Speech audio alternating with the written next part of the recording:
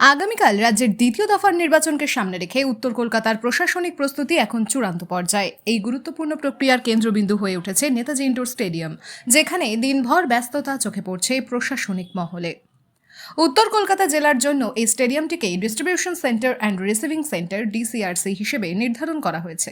এখান থেকেই মোট 7টি বিধানসভা কেন্দ্রের নির্বাচনী কার্যক্রম পরিচালিত হচ্ছে। সকাল থেকেই কয়েক হাজার ভোটকর্মীর ভিড়ে সরগরম হয়ে উঠেছে গোটা চত্বর। নির্দিষ্ট কাউন্টার থেকে ইভিএম, ভিভিপ্যাট সহ প্রয়োজনীয় সামগ্রী সংগ্রহ করে নিজ নিজ বুথের উদ্দেশ্যে রওনা দিচ্ছেন পোলিং অফিসাররা। নির্বাচনকে অবাধ ও শান্তিপূর্ণ করতে নিরাপত্তা ব্যবস্থাও করা হয়েছে নজিরবিহীন। স্টেডিয়াম চত্বরে মোতায়েন রয়েছে বিশাল পুলিশ ও কেন্দ্রীয় বাহিনী। পাশাপাশি সিসিটিভি নজরদারিতে গোটা এলাকা রাখা হয়েছে কঠোর পর্যবেক্ষণে। প্রতিটি ভোটকর্মীর পরিচয়পত্র যাচাই ও কিউআর কোড স্ক্যান করার পরেই সরঞ্জাম হস্তান্তর করা হচ্ছে, যাতে কোনো রকম ত্রুটি বা অনিয়মের সুযোগ না থাকে। ভোট গ্রহণ শেষ হওয়ার পর এই স্টেডিয়ামেই তৈরি করা হয়েছে কড়া নিরাপত্তার স্ট্রং রুম। সমস্ত ইভিএম মেশিন সিল করে এখানেই সংরক্ষণ করা হবে গণনার দিন পর্যন্ত। ফলে এই কেন্দ্রটিকেই কার্যত উত্তর কলকাতার নির্বাচনী ভবিষ্যতের সুরক্ষিত ভাণ্ডার হিসেবে কাজ করবে। প্রশাসনের দাবি, সুসংগঠিত পরিকাঠামো ও কড়া নিরাপত্তা ব্যবস্থার ফলে সুষ্ঠু ও নির্বিঘ্ন নির্বাচন আয়োজন সম্ভব হবে। এখন অপেক্ষা শুধু আগামীকালের, যখন গণতন্ত্রের উৎসবে অংশ নিয়ে মানুষের রায় জমা পড়বে এই সুরক্ষিত কেন্দ্রেই। Bureau news, ABN 24/7 Kolkata.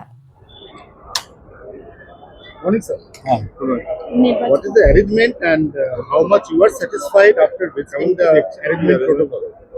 এটা পুরো যেটা স্ট্যান্ডার্ড অ্যারেঞ্জমেন্ট হয় এখানে, খুব ভালো অ্যারেঞ্জমেন্ট। আমি এসেছিলাম দেখতে কি আমাদের যে পুলিশ ট্যাগিং হবে এখান থেকে আনপোল্ড ইভিএম সঙ্গে যাবে, ওদের ব্যবস্থা দেখতে এসেছি। প্লাস যে পার্কিং আছে, যেখান থেকে গাড়ি বেরোবে, ট্রাফিক কীরকম আছে, যেগুলো আমাদের দেখবে, এইসব এখন ব্যবস্থা ভালো আছে। একটা ফুল প্রুফ মেজার হিসেবে অলরেডি কলকাতার বেশ কিছু রাস্তাতে গাড়ি ঘোড়া সম্পূর্ণ বন্ধ রেখেছেন। আরো 21টা রাস্তা গাড়ি ঘোড়া রেস্ট্রিকশন। নেতাজি ইন্ডোর আশপাশের এই সমস্ত এলাকা, অল দ্য ডিসিআরসিস আর actually entirely ready.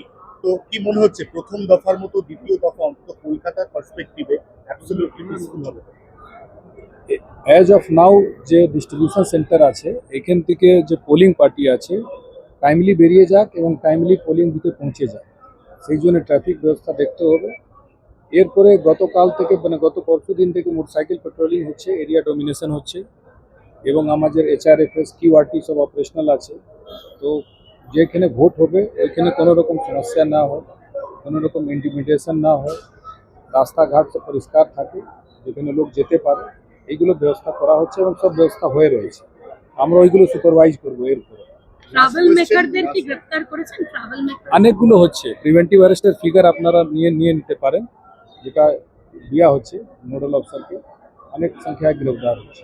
Last question, শুধু কলকাতা পুলিশ এলাকার জন্য কত কেন্দ্রীয় আধা সেনা, কত বাহিনী? 272 companies are. Thank you very much.